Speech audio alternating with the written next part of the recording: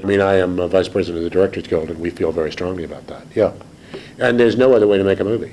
That's it. There's one person in charge. I mean, when you ask me out to dinner and you ask me what I feel about something, that's my opinion. But when you're on a movie set, that's the way it is. And that's the way it's going to stay. Would you comment on the Directors Guild's decision to remove the D.W. Griffith connection for the award? I don't want to comment on that. They've never given me that award, so I really can't comment on it. Do you always pick your own cast? Yes, I do. Would you direct a movie where you couldn't do that? Well, I did. The Island of Dr. Moreau, and it was the worst experience I've ever had. So I'll never do it again. Okay. As part of the control over the filmmaking, you have talked about relying on storyboards. Do you actually draw storyboards yourself, or do you work with an artist? I work with an artist who lives in Atlanta named Ted Buntanakit, who is just wonderful at being able to draw exactly the way I shoot. In other words, he'll draw with the wide-angle lenses and with the in-depth staging that I do. And I find him a tremendous asset to me in everything I do. So that has influenced the storyboard image itself, which in turn then influences the film's look. Kind of a circular thing then, isn't it? Well, I mean, I dictate as to what the storyboard's going to look like. When did you first start working? As do I dictate what the shot is and what the lens is. Now, when have you actually been influenced, though, by a cinematographer? I'm thinking of a James Wong Howe, for example. Well, I mean, since the day I started directing live television, I've more or less had and developed this style that I have. I mean, if you look back over my live television work, you'll find that the same kind of camera movement, the same kind of in-depth staging, and the same use of low angles and wide-angle lenses. James Wong Howe, I can honestly tell you, is the only cameraman that I've ever known that has really contributed to the making of a movie that I've done. You're referring to seconds? Yeah. What, for example? Well, his lighting in the first place was just so miraculous, I thought. And it was also his idea to use the 9.7 millimeter lens. I don't think I would have gone that far without him.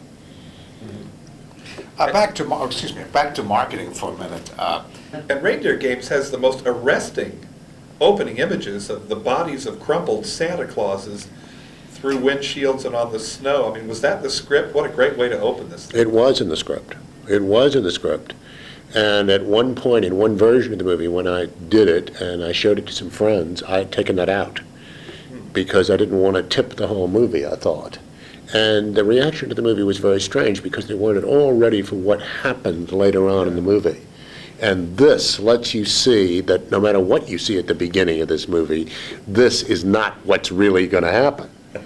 And I think it's really good because it puts a whole spin for me on the beginning of the movie that without it wouldn't be there. Yeah, and that is a classic film noir gambit. It is. Not to open at the end, so to speak, and then go backward. It is. Do you have a particular view as to how long a movie should be, or is that not a factor? I think it completely depends on the movie. I mean, I could give you examples, which I won't because I don't want to trash other people's movies, where I think the movie's much too long, and then there are other examples of a movie that I think Lawrence of Arabia was better after David Lean put back the 12 minutes that would have been taken out. And there are certain movies like The Godfather that seem short. There are certain movies that seem long to me at 90 minutes. I just don't think you can really put a handle on that. It depends completely on the subject matter. Right now, I think that the best material, the best scripts per se, I mean, if you would take a pile of scripts and put them over here from cable television and a pile of movie scripts and put them over there, the cable television scripts would be better. Really? Yeah, because you're dealing with a much more elite audience. You're not governed by this opening weekend madness. You are not trying to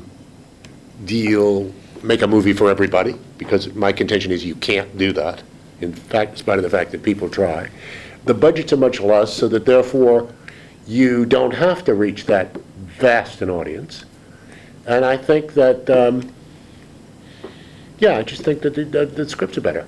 As an educator, I'm always interested in having access to the films of a director in their earlier years. Are these teleplays of yours archived somewhere? Are they available? Have they been kept?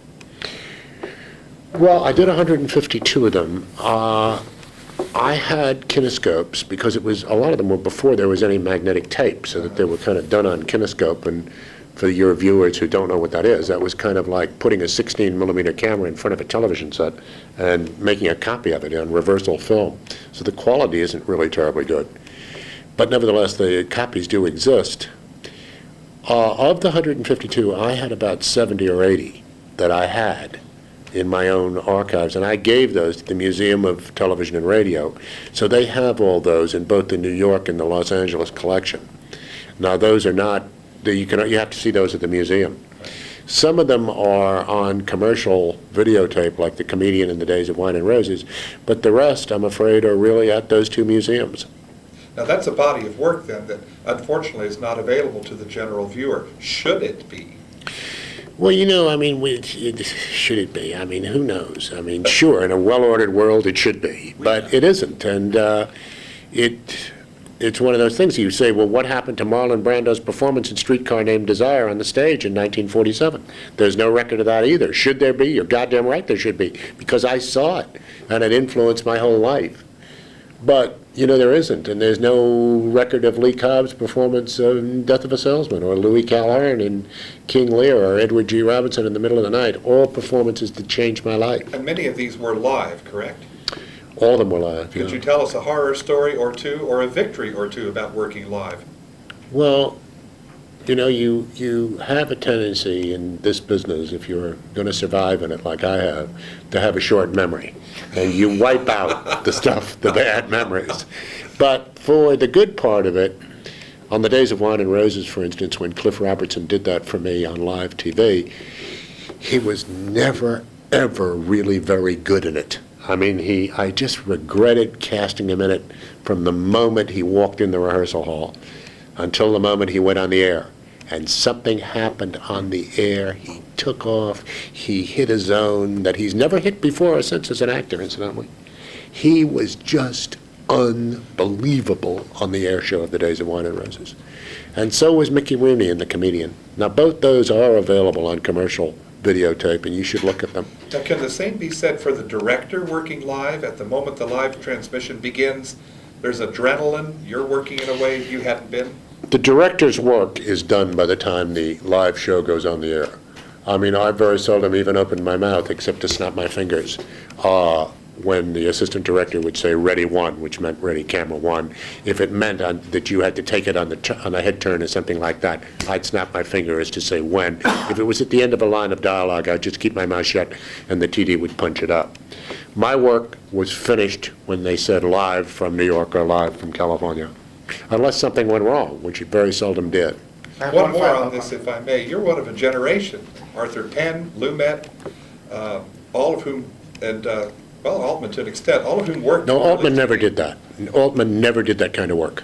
He may say he did, but he never did. That's an interesting generation of filmmakers, though. Will we ever see that like again? No. You'll never see guys that did that much work. You'll never see guys that knew their craft that well. One final question about Your mouth, but Unfortunately, John, it's a battle that nobody wins. There'll be an end, as there is to everything. I just hope it doesn't come soon. And when it does come, which it will, I would like to be remembered as having been better at the end than at the beginning. and do you feel that that is the case yourself? Well, what I feel is really unimportant in the overall scheme of things. It's what you guys feel. And I feel that, I would like to propose to you that you really look at my work now carefully, because I think for me, it's better. But I mean, as I say, my opinion is really not important. I think I'm a much better director now than I was in the 60s. So. And is there a moment in Reindeer Games where you can say that you found that voice and there it is for all time? I think if you really look at that scene when they take him off the hill, after they put the gun up to his head and bring him down, and Gary Sinise puts the gun under his chin, and you look at that scene carefully, that's one of the best scenes I ever directed. Just the way it's shot, the way it's acted, the way it's edited, I can't do better work than that. I mean, I swear to God to you, I mean, I love every shot in there, the way it's composed, I love the way it's edited, I love the way it's acted, and to me, that's one of the best scenes I've ever done. Thank you very much. Thank you, sir. Yeah.